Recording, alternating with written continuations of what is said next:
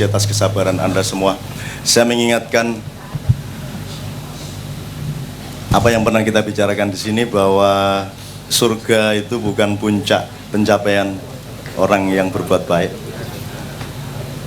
Manusia lebih tinggi dari surga, karena ahsanu takwim, masterpiece-nya Allah itu manusia. Jadi tidak mungkin manusia mengejar-ngejar sesuatu yang sebenarnya tidak lebih tinggi dari dia. Jadi Anda ini, orang Indonesia ini masih tingkat pertama, yaitu orang yang rajin beribadah, suka umroh, apalagi yang korupsi. Zawawi Imron dari Madura mengatakan bahwa sangat sukar menemukan koruptor yang tidak naik haji.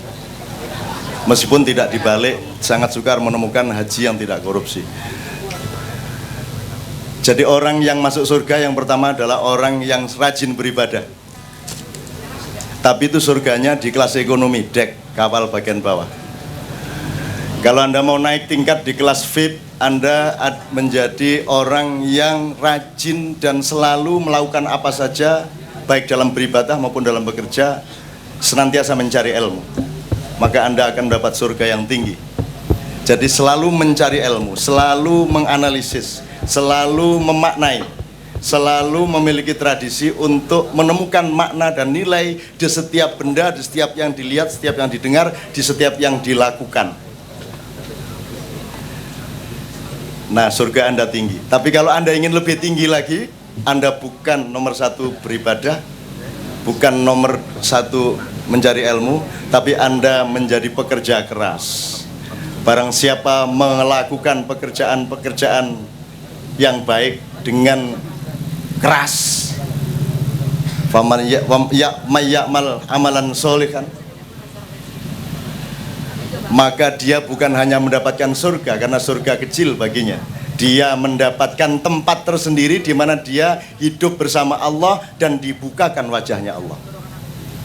Nah, bangsa Indonesia ini baru bangsa tingkat pertama, rajin beribadah, bikin sinetron yang direligi-religikan. Soal tingkat kedua yang VIP, ilmu kita masih sangat rendah. Kalau sudah ngobrol di Kenduri Cinta, karena ngomong liberalisme, katanya kita ini kaum pluralis liberalis. Tapi kalau melakukan kayak ini tadi, terus katanya Islam eksklusif. Jadi pokoknya aku ngertine aku nek kupluan mesti wong apik. Ngono tok. Jadi kita tuh ilmu kita baru sampai di situ. Sak pokok-pokoknya. Saya menghormati teman saya yang menerbitkan buku De Peci Code. Bukan Da Vinci Code, tapi De Peci Code yang baru terbit hari ini. Nanti kalau ada waktu kita mohon ke depan untuk memberikan sinopsisnya. Maksudnya kita ini orang yang masih linier berpikirnya, di tengah 4 cara berpikir, linier, zigzag, spiral, dan sirkular atau siklikal atau kafah dalam Islam. Nanti kita jelaskan kalau ada waktunya. Tapi intinya adalah kita ini gitu. Saya ini di Jawa Tengah, di kalangan kiai, katanya MH itu ikut liberal. Gak liberal ki opo. Saya itu bukan liberalis, saya itu radikalis. Di bidang saya harus radikal, saya radikal. Rabi radikal. Mosok rabi liberal. Terus nek gak bojo gak mulai-mulai terus nonggo gitu, nggak bisa. Di dalam perkawinan saya radikal dan fundamentalis, bojo ya bojo, gak oleh dibolak-balik diganti sama pembantu rumah tangga, nggak bisa. Jadi kalau saya harus liberal ketika saya memerlukan satu mekanisme yang memang harus liberal. Tapi pada saat yang lain yang diperlukan radikalisme, misalnya sunat. Sunatnya ojo moderat, dikrikiti nggar sito, wes. Krikit sito, mari ngono setahun meneh upacara meneh krikit meneh gitu. Enggak, sunat ya tel ngono. Radikal, gila apa sunat kok. Liberal, di sak karep-karepe oleh gunting di poke ta ndek tengah ya itu. Enggak bisa. Liberal, radikal, fundamentalis dan apapun saja, jangan ikut siapa-siapa kecuali ikut pemikiranmu yang orisinil sendiri. Dan itulah kita. Makanya tadi saya sengaja ngaji-ngaji sama Gus Nul kayak gini, pasti ternyata Cak Nun NU. Ngono iku. Ndas growak ngono iku. Ngono terus NU. Terus naik Muhammadiyah, Allahumma arinal haqqo haqqo warzuqna tibaah Muhammadiyah. Pokok. Kita masih seperti itu. Dan makin seperti itu. Nah, masyarakat Kenduri Cinta adalah calon pemimpin Indonesia baru yang berpikirnya sudah lebih nalar, lebih maju. Jadi jangan dipikir Kiai Kanjeng aliran apa?